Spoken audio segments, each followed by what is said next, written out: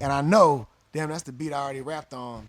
But I also hear Slim Thug and Mike Jones rapping Still Tippin' and hearing the hook. And so I'm putting two and two together. Okay, they put Still Tippin' on this beat.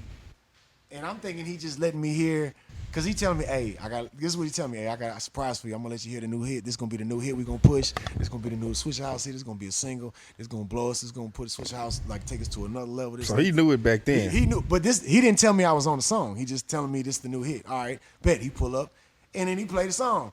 And I'm interpreting it as, oh, you used that beat I rapped on for the Still Tippin' beat. Because I knew what was going on with Still Tippin', too, where they trying to find a new beat for it. And I'm just thinking, damn, I got took off the song. Damn, shit, this bitch is jamming, but damn, I wish I was on that bitch, man. Fuck.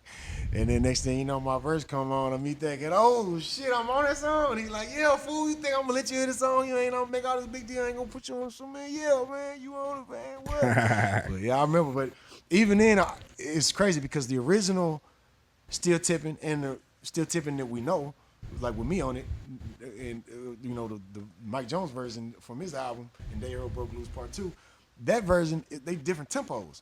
So that was, you know, Watts was like, man, they don't even go on that. This is slower tempo. We got to slow the vocals down. But T-Verz was like, well, yeah, but you know, when you slow it down, you know, screw the vocals down, you gonna screw them up anyway, so they can kind of give it that feel.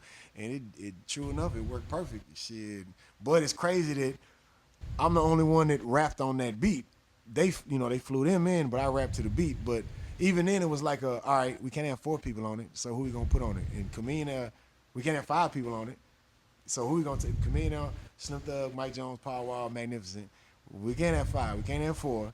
We're gonna have 3. Slim Thug got to be on it. It's his sample for the hook, and he wrecked the motherfucker. Yeah. He ain't taking him off anyway. And Mike Jones wrecked it too. So then from there it was all right. Well, Power Wall Magnificent. It was a business decision from there. Power Wall, Chameleon that signed with Switch House. Chameleon that not signed with Switch House. We're gonna put our own artists on it, so that we got 2 of our own artists on it, and featuring Slim Thug instead of 2 non-featured, 2 featuring artists and 1 Switch House artist, because they was gonna push it as a radio single, so that was the whole purpose of it.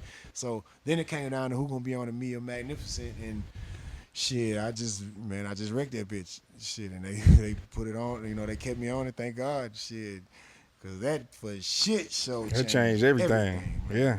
Shit. Yeah. Video wise too, that's the first time we had a video on BET Uncut. Yeah. Ooh-wee. Still Tippin' is a classic uncut video, man. Yeah. Donnie Houston.